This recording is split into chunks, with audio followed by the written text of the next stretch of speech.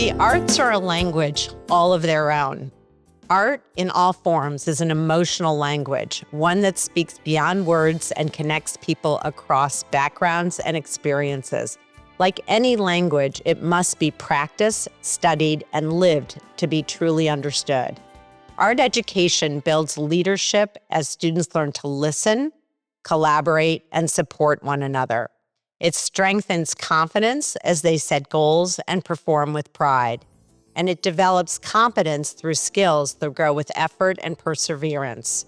These experiences help young people gain the tools they need to succeed, not only as artists and musicians, but as confident, capable leaders, preparing them to lead with purpose and empathy in their communities.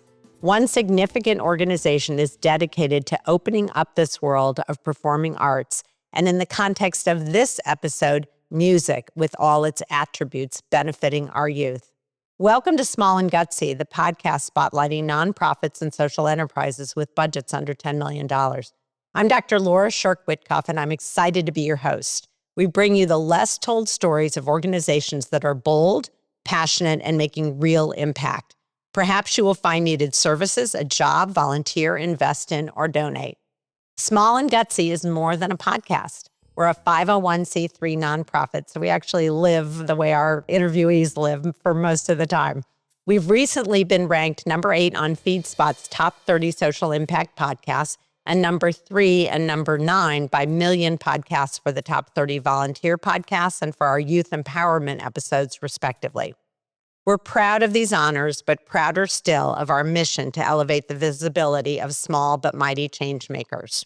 If you happen to know of a nonprofit or social enterprise who would benefit from an interview, please send them to laura@smallandgutsy.org. Founded in 2001, the Arizona Academy of the Performing Arts, known locally as the Academy, is a nonprofit organization dedicated to enriching Arizona's cultural landscape through music, dance, and the performing arts. Beginning with a small group of committed leaders, the Academy has grown by offering high-quality programs, ensembles, and community events that create meaningful artistic opportunities. Through continued fundraising and strong partnerships with local communities, the organization supports its programs with instruments and equipment while operating in shared community spaces, allowing for thoughtful, sustainable growth as it works toward a long-term vision of a dedicated facility. Very exciting. The focus for this podcast is on a particular program, although I'm sure that my guests will speak about all of them, known as the Academy Drum and Bugle Corps. Josh Thye is the executive director of the Arizona Academy of the Performing Arts, leading the organization with a focus on artistic excellence, education, and community impact. Josh's innovative contributions to music education include the National Pilot Program for United Sound in 2013, an initiative that empowers students with special needs to actively participate in music ensembles. I love that, of course. His dedication has earned him numerous accolades, including being named a finalist for the Governor's Arts Award in 2013 and receiving Tempe Diablos Excellence in Education Award in 2014. In 2022, Josh was included in the marquee of Who's Who in America Music Education and also included in the Phi Beta Mu, an international bandmasters fraternity. Pretty impressive, to say the least. And that isn't his whole bio, by the way. I just only took a section. So I am so excited to welcome Josh Thye to the stage of Small and Gutsy, or the Small and Gutsy family. Welcome, Josh. You clearly have a passion for what you are doing, and I'd love to learn how you got involved, what your plans are, but just start from the beginning, how you got involved, and then we'll talk a bit about the programs and sort of what the future is. Thank you, Laura, and thank you for the time today, and thank you for the opportunity. And this is a really wonderful platform that you have here, and the vision and goal of that on behalf of a lot of us out here in the nonprofit space, and specifically in the arts nonprofit. Thank you. It's a really special thing. And so thank you for the time today, for sure. Of course. In referencing the Arizona Academy of the Performing Arts, which is a mouthful, in short, the Academy, and all the aspects of this program, and some might know it for some of its educational outreach programs and individual clinics and opportunities that help various stages of youth within the instrumental music side of things in the Arizona and surrounding states. Some might also see we have a youth guard program. So some of them are introduced to our organization by seeing these little itty bitties all the way down to age 5 years old and spinning flag and trying rifle for the first time, all within kind of the color guard side of things, and participating actually right now is their season that goes through this February, March, and the very beginning of April within the winter guard circuit, if you will. And it's a really fun introduction to the activity for that age group. And then many have learned about us and seen us over the years within our involvement in Drum Corps International, or DCI, as we participate as the Academy Drum and Bugle Corps, which has been in the world-class ranks since 2007, but originally founded in 2001. And that activity has a very unique and really broad fan base all across the world that's drawn to this very, very unique thing called Drum Corps, or Drum and Bugle Corps. And the Academy is very proud to represent Arizona and actually the desert states as the one world-class corps from kind of these desert states that are in and around Arizona. Also, just kind of in closing, as I talk about the concept of the organization, I want to really quick give credit to the founder and original executive director. His name was Mark Richardson. And in many ways, I'm sitting in his chair, in his space. And in 2001, Mark, who was a friend of mine, just a couple years older than I was, but we were both doing music education and going through the ranks of that here in Arizona.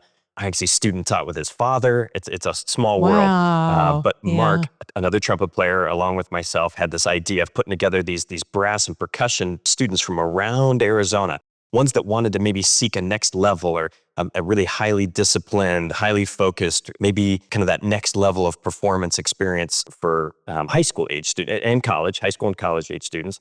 And that started around Mark's idea. Of course, Drum Corps International existed already. It just wasn't existing in Arizona. So he said, what if we started with kind of this brass and percussion ensemble, the smaller version? Well, in 2001, when that was just an idea, I was in the trumpet section of that group. And I love that. I was still in college at the time. I was actually just finishing up my last year in college and was a part of the trumpet section. And just kind of that idea, which was very much Mark Richardson's idea and his dream. It's a very crazy dream, as we'll get into this a little bit when we start talking about what it all involves, right? Just the circus, as we refer to it sometimes, right? As we make our way from coast to coast and everything in between. And I'm so excited to say that last year, we kind of celebrated our 25th year in existence and moving into our 26th year of programming. And as we all know, in the arts space, specifically in arts nonprofit, to get to these benchmarks is not always common. And so to Mark and what he's done, it's incredible. I'm honored to be now in his shoes as he retired from that post last May.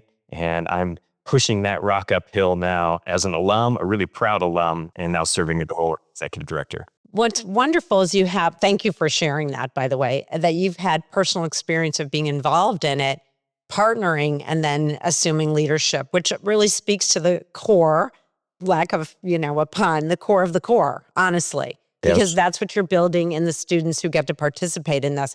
So I have a crazy, weird question that I thank you for your involvement and Mark's contribution, which is stellar. When you're from all over the state or several states trying to bring this together, right? How do you do practices? How do you assign things and hope you can all come together when you compete or when you have an event? That may be a silly question, but I've always been curious because you're not housed necessarily in one location. And I have a quick kind of silly story, but I previously taught in the social work school at USC, and I now teach in the policy school at USC. And I had a social work, these are all grad students. I had a social work student who applied to every school. He didn't care which one he got into because his goal was to be part of the USC marching band. So there you go. Didn't care. Wanted to pay for graduate school. Didn't care about the degree. Wanted to be in the marching band because it's very well known and I understood it. But it was a very funny story that he shared in class one day. So how do students get connected to you in terms of being from across several states and then be able to practice and come together as an ensemble? Yes. And I should maybe also just give as a reference my former life, if you will. I spent 20 years as a high school band director and lived in that space specifically, right? And I was always so honored when maybe a family would say, we actually chose this school because of the band. I'm like, oh, wow, I'm honored because of that, right? And that was always my hope. That's even the hope now, is that we can be a pride within our community. those of us that live within the arts, we understand the deep sense of pride that there can be in that it represents more than just, okay, it might help a test score here and there, and it might help this connection, and it might help this personal growth. Not the And we can get into all reason. that. But there's this Yeah. really deep intrinsic value, right? That even somebody that doesn't understand it, right? I've got a brother-in-law that grew up, football player, lived in that side of the world, and came to an event for the first time. He's like, that was incredible. And I'm not even sure I can describe it, but like the amount of passion That's and great. energy that comes Yes. off that field, it's tangible. Mhm. Right. So with all that to be said, yeah, I come from that space, specifically in public school work and as a high school band director, and coming from that and now into this role as a director of an arts nonprofit. I'll tell you, one of the challenges specifically to this organization, the Academy, is that we have a little joke here. We're a homeless circus, right? We ultimately don't have a band room. We ultimately don't have a field that is ours. It's very much a host school by host school operation, right? Ugh, And we are that's partner tough. school districts. It's a constant process. It's literally an everyday, year in and year out process. That alone can be a bit exhausting, I'm not going to lie. But that's actually one of the powerful parts of this. So because we work with host schools and host districts, and yes, it's always a challenge to convince the superintendent and the legal team and the layers of administration and all of that. Like, now, why would we want to have this group on our campus training? And I'll get into the whole fact that we sleep overnight on air mattresses in one of the gyms. And Wow. like, it's a little hard to describe to some folks, like, what is this crazy thing you all are doing, right? What is the, I had someone tell me, can you tell me about your band sleepover? And I was like, yeah, let me explain it Not to you. A little bit exactly more a than just a fun sleepover. little Yeah. sleepover. Yeah. Yeah. And the truth is, when they do see the performance, then it sounds like with your brother-in-law that there's a deeper understanding of really what goes into this and what you produce. Yeah. And so that's where, honestly, when we have these host school situations, and sometimes they're on college campuses, sometimes they're on high school campuses, where we will, right now, this time of year, we do weekend training camps and audition camps as people literally from around the country are Wow. coming to audition for certain spots, because there's only 20 world-class corps, which is a lot, but not a lot when we think about ultimately the people that would be a part of those 20 corps that make it all the way to championships in Indianapolis, Indiana at Lucas Oil Stadium in August. They're representing 1% of total high school band kids and college kids across the country, right? So it's a very Wow. elite group, if you will, the collection of young people. And especially when we start to get talking to the investment, time, energy, resources that it takes to devote the 72 days that make up the summer tour. So the host school component, it's a challenge, it's a headache. Those of you out there that understand this, where your program is completely reliant on a facility, completely reliant on a host school and a host administration, it can be a bit stressful, but it's also really super rewarding because we get to be in these various communities, right? True. Uh-huh. And the last couple of years, we've trained at Flagstaff High School, get out of the heat in the summers, and we make our way kind of out of the dry desert and up into the Flagstaff, and we do some training up there. It's actually turned into this really positive situation where they ask, hey, when are you coming back next year? Let's get those dates on the calendar. Oh, that's Because great. it actually turned Mhm. into this thing where they asked, could we have some of our other groups, our other youth groups, our other athletic groups just come and observe some of your rehearsals? We've never seen anything quite like this. What? And Wow. it's similar to, I took a youth group one time to New York City, and we observed the Rockettes rehearsal, right? And you think like, oh, it's just this little, they were speechless at just the intensity, focus, and just the repetition. That's the part some people don't understand, the amount of precise repetition that happens. We always say we practice, not only can we get it right, we practice until we can't get it wrong type concept. Oh, yeah, right? I love that.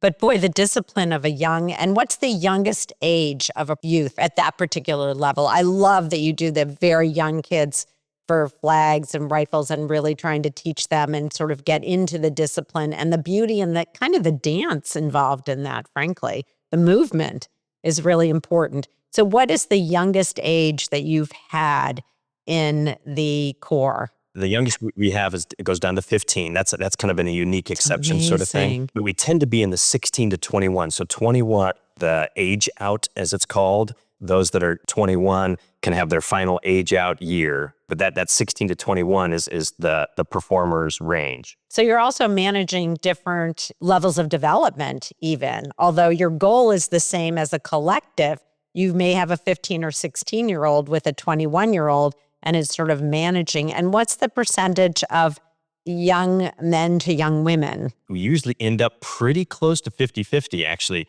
Interesting. But within the activity, there does tend to be a few more male than female, typically by percentage. But surprisingly, it ends up pretty similar to that 50-50 almost each year. Wow. And are there preferences in terms of instrument within the core of gender, or not really? No, and that's always a unique aspect, that it really is a wide representation. We really believe, when we say the word diversity, not only is that just a word that we throw out there, we really believe in that and provide opportunities for that. And so you might have a thought that crosses your mind when you think about marching a bass drum, a big old bass drum, or marching a snare drum, or marching a contra tuba on a shoulder, or a certain brass instrument, or color guard, or flag, or rifle. But we have this wonderful variety. It really is this safe space, this welcoming space for anyone and everyone. And that's why a lot of people are drawn to it. Sometimes we'll get to the end of the season, and keep in mind, these young people have been away from normal amenities. They haven't had a shower to themselves for 72 days. We sleep literally on air mattresses packed into various communal spaces and whatnot. They haven't had true privacy. We travel by night on coach buses, kind of just curled up on a coach bus, a lot of times traveling through the night, get to the next city, get a few hours on the floor. This process, it's not the fainted heart, right? So you'd think once we got all the way to August, we finish up in Indianapolis, there'd just be this like, I'm out of here. But there's this unique feeling of they've been through this thing together. They've been through this process, this journey, and we talk a lot about that, the journey and what that is. And they get to this point where there's this bond that's so hard to describe. If anyone's been on a good team, a real strong team, they understand it. Yeah, you read my mind. Like a touring team. Like, we are going to literally make our way through every adversity you could possibly imagine, whether it's mosquitoes like you've never seen them before, whether it's humidity that starts with a 9% right? Or just at different inclement situations. Honestly, they get to a point where they can, we joke about it a lot, but if you can get through a season of drum corps, we believe you can get through just about anything. Yeah, I love that. And I think it's such an important lesson for youth, because you're giving them the confidence to really think through what they've accomplished from beginning to end. And I also just think, and this is something I really love, is when you build a collective like this, you have to have each other's back. Because even though you're responsible for your particular role within the corps, you have to know everybody's role in order to perform, like a play or anything else. But you really have to be invested in supporting your partners within that. And I think that is a valuable, valuable life lesson for young people. I have a follow-up question. Is those who are graduating out of that at age 21, are there tears and sadness and sort of, what's next? Because my guess is they've been involved for a couple of years to get to that point. And maybe they'll continue it in college if they go to college, or maybe they're already in college and doing it alongside their academics. But it's got to have a little bit of a feeling of loss. Yeah. We get to that time, middle of August, we finish in Lucas Oil, and, culminating there. And literally, we drop people off at the airport. There's folks getting picked up. There's people that start their drive back to wherever they're from. And I'll tell you that it's a unique feeling. And a lot of times I'm reminded of like the Dr. Seuss saying that, don't cry because it's over, right? Be happy that it happened, right? That's what the tears are, sort of thing. But I will tell you that there is this feeling that we talk through a lot that they have to navigate, because it's more than just this activity. It's more than just this. Of course. Kind of make some music a little bit here and there. It really is this journey. I have parents that tell me all the time, they almost don't even recognize their young person when they come back. They can absolutely see, not only have they kind of physically transformed, because we do 11 hours of rehearsal a day. We are constantly working. I mean, the physical side of things is similar to like a military boot camp process, honestly. It's transformative, I believe it. In a way. They even talk about they'll go home and like their dog doesn't recognize them and stuff like that. Like, it's been that much of a process, right? But to your point, one of my whys, if you want to know kind of why, Josh, did you decide to kind of, you had this really stable thing going and now you're attaching your kind of crazy nonprofit that is absolutely balanced on a needle? Well, one of my whys is because I've seen firsthand, and then my role and a support over the years, I know how critical these years are, 16 to 21 for young people. And for them to have examples in their life, for them to be some level of routine, some level of structure, and for them to be shown that with hard work and perseverance, you can overcome. We talk a lot about personal limitations, and it's just that process, right? That your mind tells you, I'm done, I'm going to quit, right? It's very common. It happens to everybody. But can you start to overcome those? Because when you start to do that, you're going to set yourself apart in this life, right? Can you actually find that grit deep down inside to do something that you started, even though it's extremely difficult? So we get to August, and these tears happen, right? The sadness happens because a lot of them, even though they get to go back to their own shower, their own, but get to go back to home. It's different. They're keeping this sense of, for them, there's a certain routine, there's a certain stability. I'm reminded that for some of them, they're going home to some unique situations. They're going home to challenges in their personal life and other things that this activity, some of them signed up to try to become stronger so they could try to overcome some of these things. And there's individuals that have come up to me specifically and others and say, you know what, you're actually the closest thing to a father figure that I have in my life, and it's meant more than me than you know. That you've believed in me, you've given me this chance, and literally cheering for me the whole way. That stuff is the stuff that makes me motivated to do the stuff behind the scenes that's not so fun. Right. Yeah, it gets me a little teary because for some students who can't afford this, are you able to subsidize them so that they have an opportunity? Because it sounds like you really capture students from all over if they're willing to put the hard work in, have a degree of, obviously they have to have some at that point, have worked hard on an instrument to get to that level. And so do you give that opportunity sort of scholarship-wise? Yeah. So all these things I was describing to you, right? The fact that we're not using hotel rooms. We're literally on gym floors. We're not in the normal amenities that you would think of. We eat off of a mobile kitchen, like this mobile food kitchen, eating on kind of oftentimes sitting on the curb next to the mobile kitchen as we kind of buffet style. Then we, the performers, the folks involved are in charge of all cleanup. So not only, okay, we do this, now we clean up, now back to rehearsal for another 4-hour block, right? And then we eat again, another 4-hour block. All these things you describe all of this, you'd be like, okay. And you convince somebody to do that? Yeah. The new thing is people are auditioning. They have to be motivated. They're auditioning for these spots because they're drawn to, I want to be challenged more than I am maybe in my own little world right now. I want to be next to people that take it as seriously as I do. And not only that, it's about $6,000 for the total investment, right? Not even including some of the individual transportation that happens depending on where they're coming from and whatnot. And then outside of that, then it's my job to connect. That actually doesn't cover all the costs. Yeah, I figured. That only covers a certain amount of the operating costs. And then there's the whole extra aspect of things that's on myself and the board of directors to cover and fundraise for each year in the hundreds and hundreds of thousands of dollars. And then to your point, trying to connect with angels out there, donors out there that believe in this crazy thing called drum corps, right? Where a lot of people say, this is too expensive. It's crazy what you're doing, right? All this kind of stuff.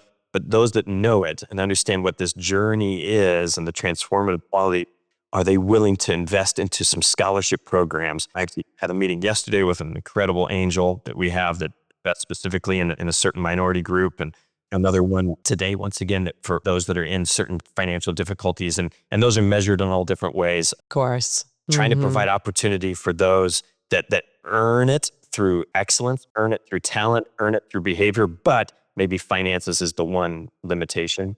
And connecting those donors is a big part of my job for sure. This is so great. And so you really open the doors to people who want to be there, who have done the hard work to get there. So you have an audition, and do you do that usually by an audition tape? If they can't get to you in person, how does that work? Walk us through that. Yeah, for the first round, they can take advantage of an in-person audition process, which we have some in Arizona, of course, but we also have some in the Vegas area, a couple in California, some in Texas. We actually had one in Hawaii, believe it or not, because some of our instructors and performers, we have a little community there that's connected to us, and we provide a little audition opportunity there. A lot of people see that and be like, well, that must be nice. You get to head to Hawaii. I'm like, no, that's like a local. It's not quite like that. Yeah. For some of my instructors that live there, but that's the future goal. Yeah. But then we also allow for the first round video submissions, right? So we're thankful for the digital revolution with that. And even we can get into this a little bit more, but you had mentioned like, well, how do you, what do you do in between camps and how do you keep working towards that? We're grateful in a little bit more of the digital world that we can utilize certain platforms for video assignments and submissions that they do, certain sessions when we come all together and check in on things so that the next time we come together in person, there's been those advancements. But yeah, different opportunities for getting that started with the audition round. It's just an amazing process. And generally, do your youth start an instrument at about what age, or does it just so vary in terms of their ability to, if they're driven? Like I have done other podcasts related to arts organizations, and I actually have this in one of my own children, not in music, although she's musically inclined. Folks who have that art inside or that music inside are just driven to do it. Even if they're doing other jobs, they see the world through that lens. And so when you find a youth who's so driven, you want to capture that because it really does massage and help them grow in an area that they're dedicated to because it's just inside them in some way. And that's probably true in the sports world and other areas of expertise. But at what age do your students generally start, or can you even speak to that? Yeah. I don't know. So within our organization, specifically the most public version, that the Academy Drum and Bugle Corps, that one so we have our trumpets, these mellophones, which are a version of a French horn, if you will, the baritone or euphonium, and then the tuba section, right? Those ones most people can pick out right away. Like, I know what that is, the big tuba bells. And then we've got the drum line, which involves snares, what we call quads or tenors, where they actually have multiple drums around their waist and rotate around to play those. And then the big bass drums that are carried in front. There's also marching cymbals, that's a whole, I could spend a whole podcast talking about just the secret society, the secret world of cymbal players. I mean, literally, it's a super serious, highly disciplined. They take their craft very, very seriously. Oftentimes they're at attention for hours and hours and hours every day. These metal plates at attention. You think about keeping your arms at a 90-degree angle and what that just takes mentally and physically. And some of the strongest, there was a young lady that was in that section last year that I was actually keeping track of her. She works for a construction company in California. And she's like, Josh, I just wanted to update you. I've actually been working with bringing in some of my family. I'm starting my own construction company specifically to drywall work and all this kind of stuff. And I just these young people and the grit that they now take with them back. That's beautiful. That's a beautiful story. Yeah. And because without her experience, she may never have thought to have done that. Yeah.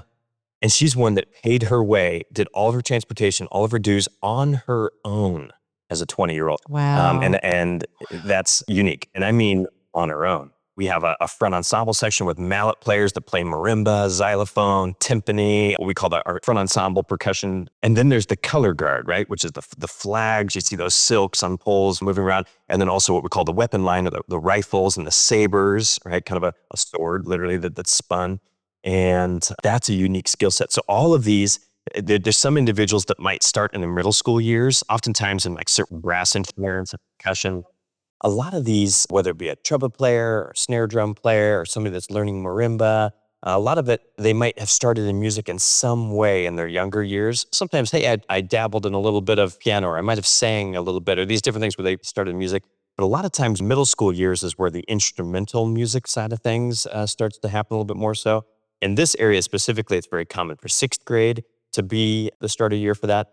The thing that's a little bit different and unique is the color guard, so that this flag line along with the rifle and saber and all of that, the spinning that they do there. Oftentimes, while we have a youth guard program that we try to have youngsters get started in, and just kind of start with that whole process, right? But a lot of times, folks will come to it in high school a lot of times, or even later years where it's like, you know what? I'm going to try this. I'm going to kind of check this out and see what this group's all about. And so that has kind of its own trajectory, if you will. So when you have, particularly for the instrumentation, sort of their practice, they practice obviously individually of their own skill set, and then you have homework. Do you do it by section, generally speaking, so that a section will get together, let's say on Zoom if they aren't in person, and they'll rehearse together? And do you have to be, I'm sure you have instructors for each of those arenas. Is that how that works? And then they come together, have time in their section, have time as a whole group? That's right. Yeah. And so oftentimes, thankfully, have really great instructors that are willing to commit to this. That's a whole nother topic there. We do compensate our instructors, but let's be honest, this is not where you get rich. And so we try to compensate them the best we can, but it's a humble choice for them to spend their time, especially for the summer. And with that being said, they travel the same way, that the buses are moving by night, right? And so we Love try it. to appreciate them a little bit more, but ultimately we, the adults, we're also on an air mattress, all this sort of thing. So these adults are ones that, I'm yeah, impressed. It's oh, dedication. for sure, for sure. And a lot of them, they came through the experience, right? Like it changed them, it provided them, and in many ways they want to give back to that because people did that for them during those years for them. So you have to kind of believe in it one way or the For other. sure. And you saw, and it was transformational for them too. And so I love that it sort of is a 360. They come back home in a way. That's right. Which must be beautiful for them, and beautiful for them to see the youth so dedicated and then really growing developmentally in so many ways. And as you mentioned, this young woman who started her own part of a construction company is amazing.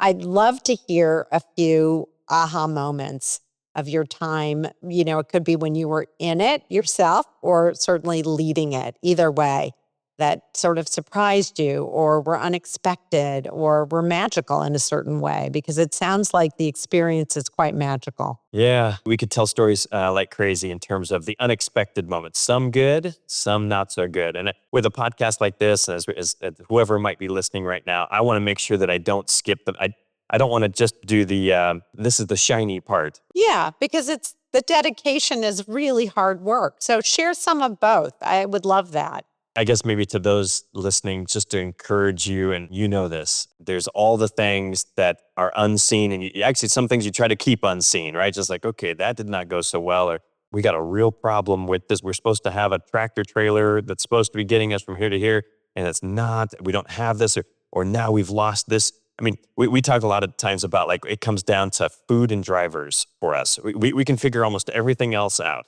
But if the food delivery doesn't show, because by the way, we have this mobile kitchen with a finite amount of space, a finite refrigerated space, a finite storage space. So we have to constantly be having deliveries and working that out.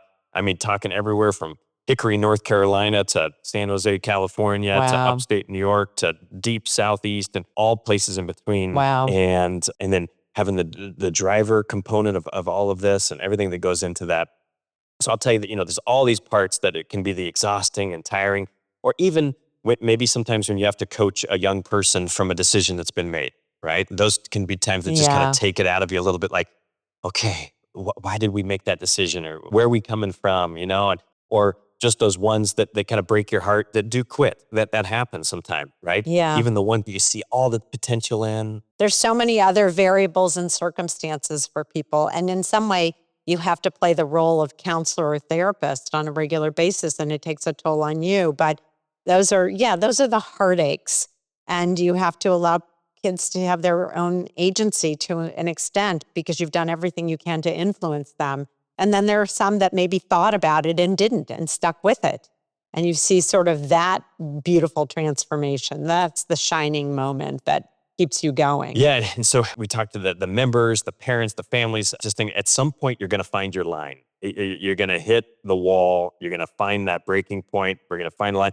This is not one of those like, we're going to do just about an hour and a half after school and everybody goes off to their own. It's not an activity like that. We're, like I said, 11 hours a day rehearsal, and then the other hours are sleeping and moving and transitioning and packing and unpacking, and like literally every minute is accounted for. And that process and what that means can result in some that just like, unfortunately, we're not going to make it. Yeah. They need to quit for one Right. reason or the other, but we try everything in our power to counsel them through that and coach them through that, many of us knowing what it feels like to get to that finish line, right? There's few feelings quite like that. I'm a humble triathlete. I have a hobby that I'm very much an amateur at, right? But the triathlon world is very similar in some ways of the goal is whatever it takes to get to the finish line, right? It's not always pretty. Right. It's not always going the way it's supposed to, but we're just going to try to keep going one foot in front of the other. We often talk about, I use a quote from the Ironman triathlon world where it says, don't listen to yourself as much as you talk to yourself. Oh, that's great. I love that. Not Mhm. always good to listen to yourself, right? You can a mode there that is not always healthy, but we're going to speak to ourselves. In a positive Yeah. way. You know? I hear Yeah. you.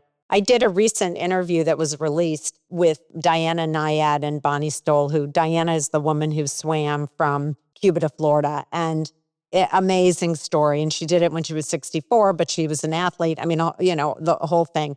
They started a nonprofit organization called Everwalk, and their mantra is, walking is the answer. And honestly, what they talk about, and it sort of reminds me a little bit of you in some ways in what you're doing. It's much younger and it's a different area of talent, but putting one foot in front of the other, just take the next step. If you've had a terrible thing in your life or you've had a health issue or whatever, they talk about walking and rolling. Like if you have to roll, you roll. But I love that metaphor because it helps one. You don't have to think of the end point at that moment in time. You just think of the next moment, the next step, the next day, and it can get you further. And then you look back and think, oh my gosh, how did I do that? And it's an amazing feeling. So I love that for your youth. And, kids develop at all different rates, which and so some kids aren't ready and maybe they'll come back to it, maybe they won't. But whatever experience you gave them was what they needed at that moment.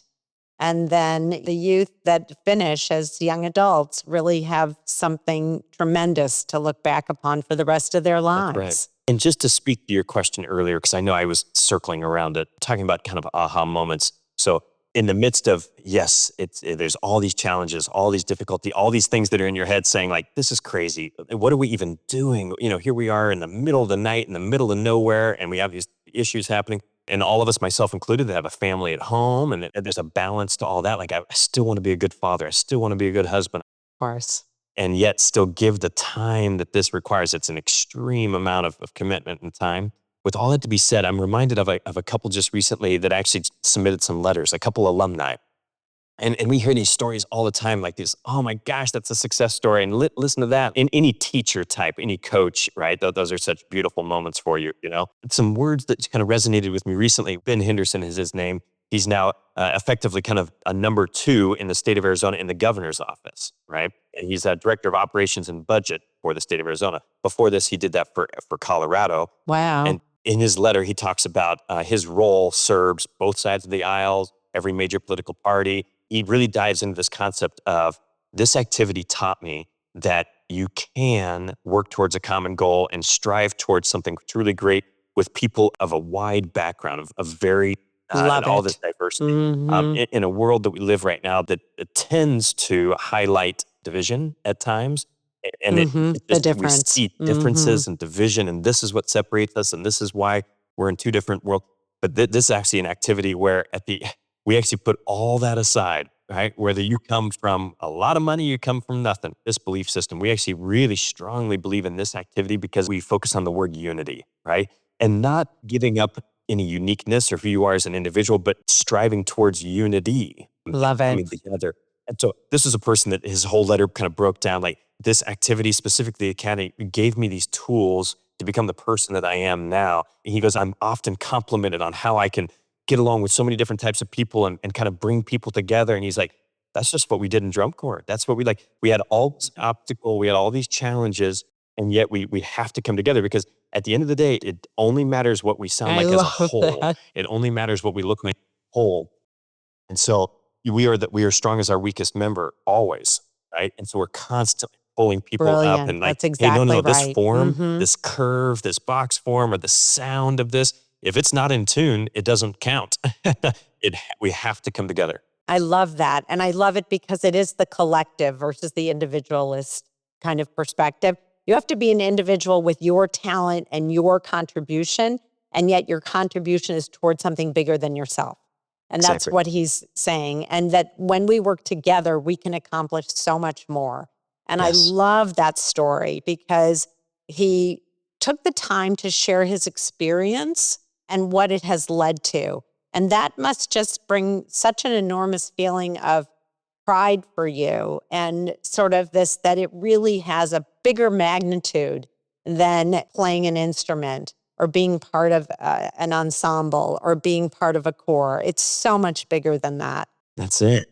It is really remarkable. And I do think some analogies to sports or other things, when you're really operating as a team and you're relying on each other, is a somewhat fair comparison. And the amount of work that goes in that you're describing. Yeah, I wish we could find an amazing angel investor, not only for the kids who can't afford it, but more importantly, to make sure the food shows up, to make sure you get the transportation, that maybe you get a hotel room at some point. Because I do feel like these youth are performing, having experience sleeping on mattresses and on buses. And, it's really extraordinary. When you look at your, very high end athletes, sort of at the base level, there are athletes who sleep on floors and do whatever they have to do, hit a tennis ball against a garage door forever until they get good enough to find someone who will mentor them. But quite honestly, what your youth are doing is remarkable given the circumstances in which they have to drive themselves to get to that performance and perform flawlessly. It's just amazing. It's really amazing. And it's a unique thing in the recruiting side of things. Even as I say this right now, there's certain words where people are about like, and I will never do that ever, right? So like we admit that there's a certain mindset that's drawn to like the fact that this is not only pageantry arts and music and these wonderfully, intrinsic kind of right brain sort of activities that are just beautiful and aesthetic and has these artistic qualities. And then there's just the sheer physical toll. It's literally all day, every day, 72 days is the summer tour, and then everything that leads up to that, just a day in and day out, right? It's kind of like looking across the Grand Canyon, like I could never cross that. Well, we're going to focus on the next step. And we're going to focus on the Right. next step like we I talked love earlier. it. And the part that also doesn't look so good on the recruiting marketing material is the fact that this activity really explores the point of exhaustion and then pushing through that, right? I mean, it's literally part of the journey. We have a big saying around here. It's actually on our truck and everything. The effort is the prize. I like that. Actually, it's a quote by him, right? That he said that victory is shallow and hollow if not for the rigor of the game. The effort is the prize, right? If it's not for rigor, the trophy doesn't matter. Yeah, I think that's an excellent point, actually. And of course, there are Yeah. varying degrees of effort, but what you're trying to express to these youth, and I think to adults too, is if you don't put the work in, the work is, in fact, what creates the individual character component that you take away with you. That you can say, yes, I did that. I worked my hardest to accomplish that. And I like that you share, I understand that there's a breaking point that can scare some people. And for some people, it can really motivate them and challenge them. And those are, the students you want who are truly committed. And look, you're at a range of 15 or 16 to 21, totally developmental. Men and women develop differently. I'm sure wonderful friendships emerge out of this experience as well, like individual friendships that are lifelong. And then I think for others, you have to deal with some behavioral stuff on occasion because, hey, kids are kids. But it sounds like you've mastered this. And yeah, it's hard to sit down with a kid who's kind of acting out but has tremendous talent. And how do you rope them in as a leader? Because that kind of personality can be a great leader and it can be a challenge. That's right. Well, and one thing that's unique is the section leaders have certain responsibilities. The drum majors, which are actually the ones that conduct, have a significant amount of responsibilities that they're accountable for. And all of these things are being able to just maintain membership in the group. So there's a high level of discipline and just the layers of accountability within the members, right? And it just reminds me of, and maybe one other one if I could share, I actually was able to connect up with him again this last summer. Well, one of our performances each summer happens at Stanford University in the stadium, the football stadium there at Stanford. And we had a member from years ago, actually was part like in 2007, 2008, in those years with us, Dr. Matt Pedersen. And he went on from here and went into med school. He was actually Wow. a phenomenal trombone player and euphonium player and all of that. Went into med school and ended up eventually going down the path of an emergency room doctor is kind of the path he chose, which I was like, how did you choose that? Goodness gracious, do an emergency room doctor. But he had a whole list of things he kind of explained. This is kind of how I ended up here and what drew me to this. But he actually talked about, so now fast forward, by the way, when I met with him last summer, he's now a director of a department of radiology for the College of Medicine, University of Stanford, right? So I mean, he's like Wow. literally a full professor at Stanford now. And now teaching and anyway, He was an emergency room doctor for many years through COVID, by the way, through the Wow, which is coronavirus was pandemic. horrible. And him describing the hours that they put in, the scenarios, we all know, we saw it. It was extremely challenging. And he talks about, he's the one that used the word, he goes, the drum corps activity, what I learned at the academy taught me that what most people consider exhaustion, what most people consider, hey, I'm tired, I need to stop. You all taught us the way to be able to navigate through that. Because there's moments in life, I know we're exhausted. I know we have nothing left to give. I know, but we have to keep going. We have to keep going. And your activity taught me that. Anyway, that also was kind of honestly, a emotional moment for me. How could it not be? I visualized the woman holding the cymbals for hours at a time, right? And with this example of this doctor, it's just incredible. And same with the politician, where you have to learn to manage both sides of the aisle and do it effectively.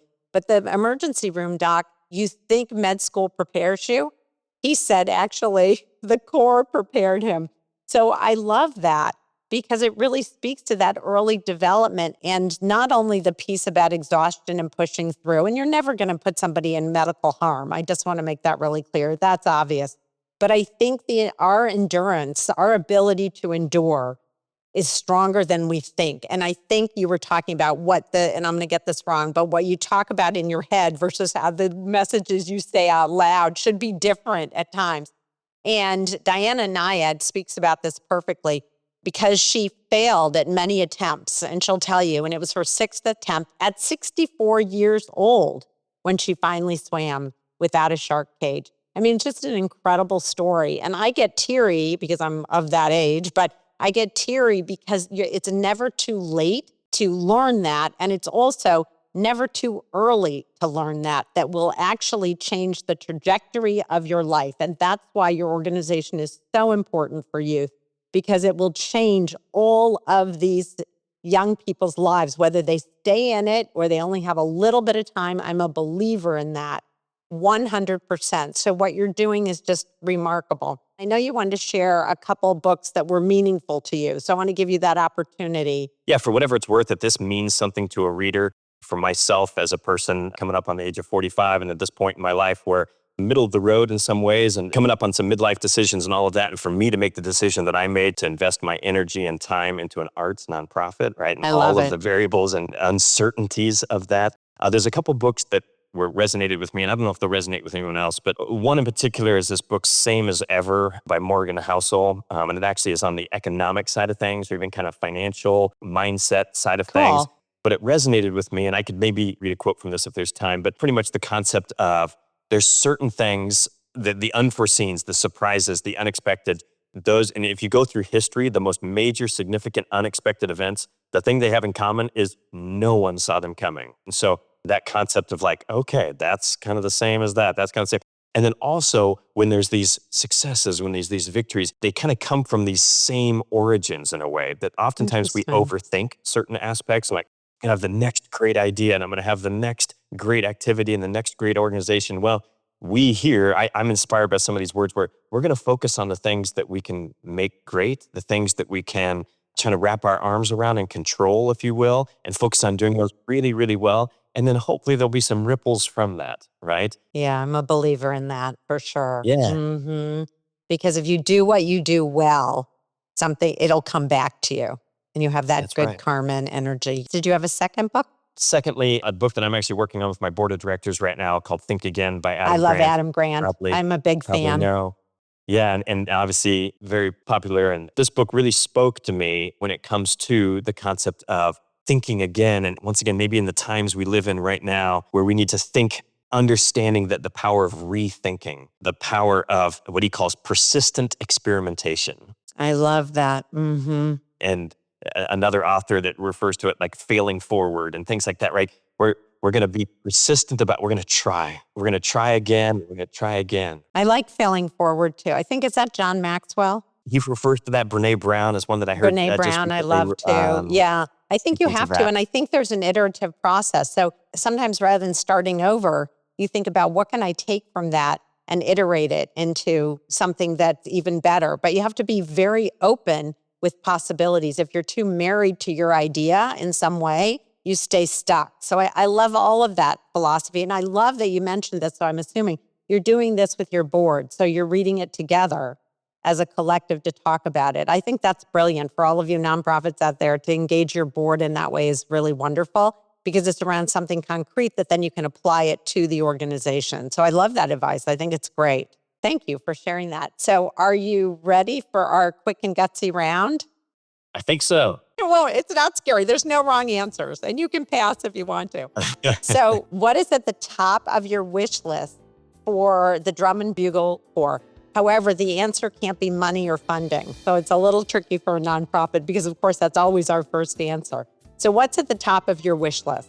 When we talk about my personal wish list for this organization, I have a strong desire to continue to connect people that share the mission and vision. But as we continue to bring some board members to the table with connections that are maybe could be broader reaching, but then even on our educational team side of things, it's really, really important that we show the community, that we show the world that the educators that are part of an activity like this are ones that not only can you trust your young person to be with all summer long, it's actually like an investment, something, oh my gosh, I'd love for my young person to be involved in an activity like this, to be learning from these types of people. That's something we take really, really seriously. And so I'm excited about that. We actually have been further developing that. And then my wish is to be able to just expand that even more, I love right? that. And the reach of that from the educational component. To really influence as many young minds as you can, which is great. And even honestly, if they don't participate or can't, or for whatever reason, observing and watching also can give them something, not the same, but a something, which I love too. If you were to think of a song that describes the Drum and Bugle Corps, what might that be? This is maybe an easy answer, so forgive me, or low-hanging fruit, but we have a song that means something to us here as the organization. It's a song called O Magnum Mysterium. It looks like O Magnum Mysterium, but O Magnum Mysterium by Morten Lordenson. And I love that. originally intended for the choral spectrum that we actually will sometimes perform internally within our brass, and a song that means something to us. And the lyrics, while not getting into it too much right now, talk a lot about the great expanse, right? The wonder and awe, the mystery that surrounds us, right? Within our world, our universe, and which we can't understand, right? The great mystery. And there's a certain beauty and poetry to the words and the lyrics of that song. It's something that means something to us as we dive well within ourselves into these endurance activities that we talk about, but then also just this like looking beyond ourselves to the things we can't even comprehend, and how we continue to better ourselves, to make ourselves better for a world that in many ways we're heading in directions that we don't even know the end. We don't know where the end of the road go, but can we prepare ourselves for that sort of thing? I love that because it really almost sounds like it's reflective of the journey of which you speak. So it sort of is reflective of that journey and the process. And they don't know from the very beginning what it's going to be like until the very end. And so I think that song is so beautifully reflective, or that piece actually is what it sounds like. What makes the Drum and Bugle Corps gutsy? I will tell you, the Academy Drum and Bugle Corps is all guts. Sometimes we don't have much else at times, right? But we got guts. And I love it. That's actually the type of people that we try to associate ourselves with and draw to this thing.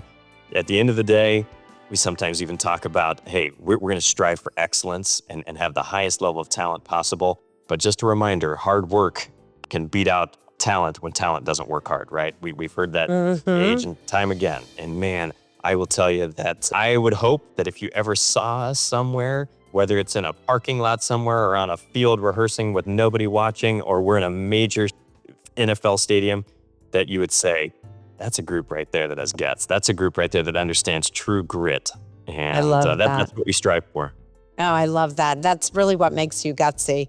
It's interesting because I do organization development work, and I've done Clifton Strengths, and they talk about talent and practice. Really, you have a natural strength or affinity. That's what draws you to this thing, or you're part of what you want to do.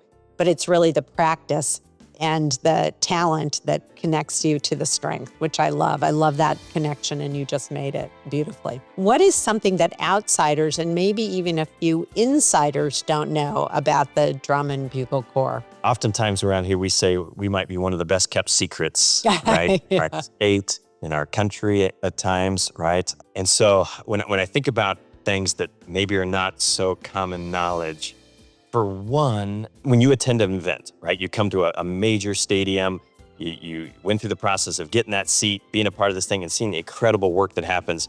I'm not sure everybody fully understands what happened in the last 12 hours to Seriously. get there. Mm-hmm. A day in the life is not what you would think. And I know we've already talked about this, so I spoiled it already, but the concept, those people out there that actually people are buying tickets to see perform. So the performers, the act itself is also the one that's going to be mopping the floor, is also the one Right. that's going to be Oh, taking out the trash bags, is that's also right. the one that's going to be loading the truck, reloading it again, moving, doing a little clinic with some local group at our next spot, all the in-between side of things. Wow.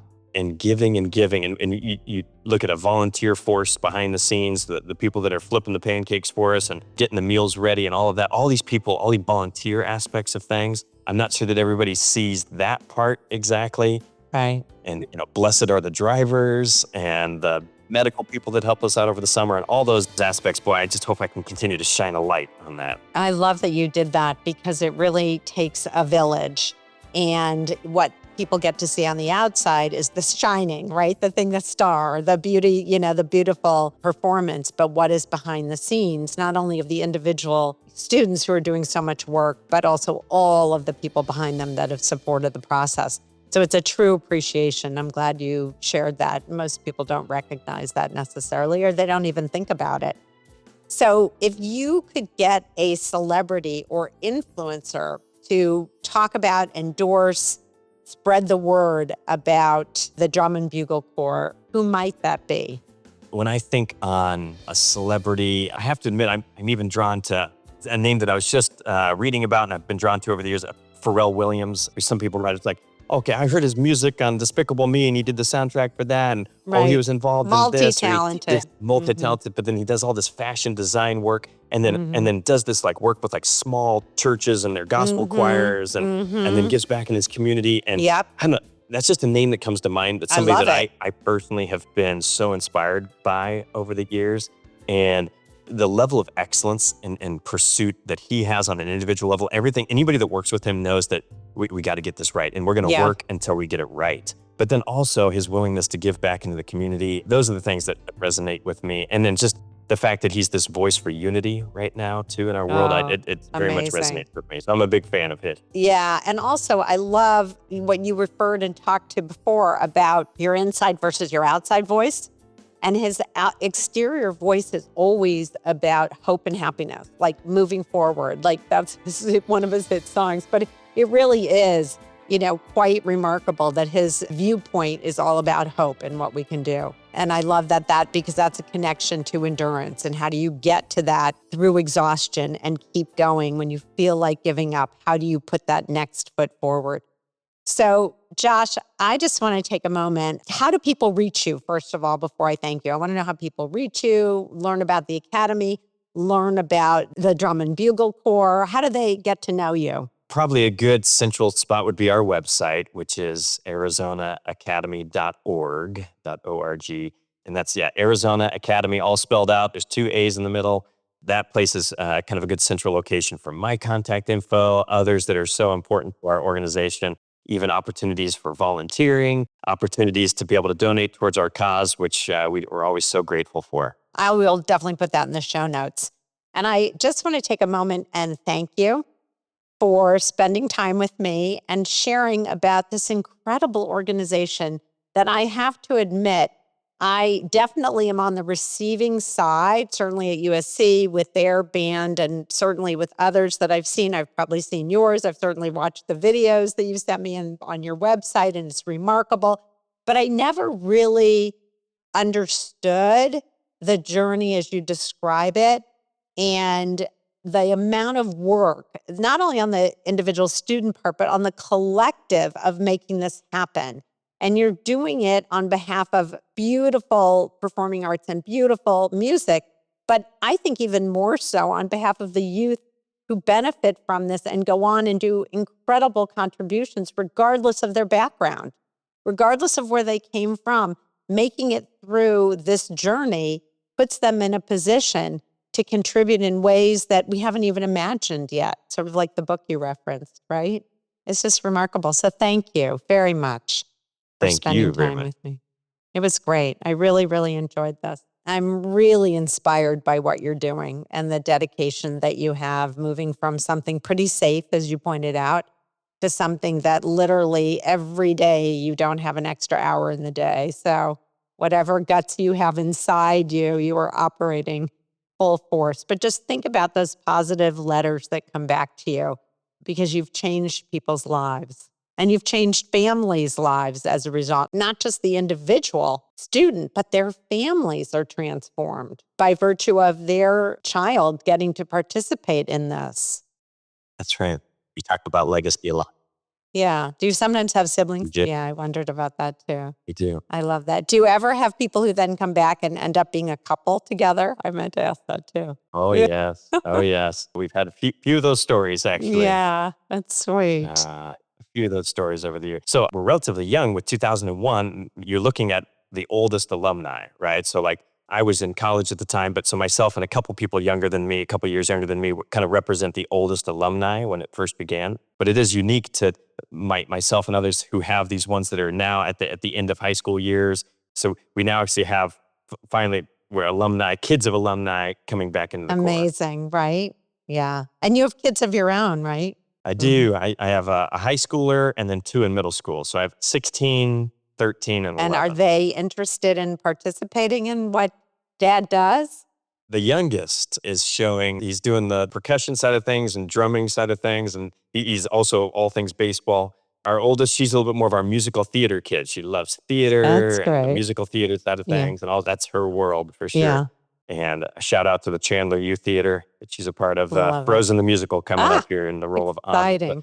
I'm a big fan of her and all the work she's doing. And then our middle kiddo is a singer as Oh, well, does sweet. color guard, doing a little bit of the color guard thing, but a very serious volleyball player. That is her world. But they've all found their niche. And I think part of what the Academy teaches is whatever your niche is, go for it and spend time doing it and enjoy it and build those skills and build that practice and that discipline. And that's what you're doing both as a parent and as the executive director.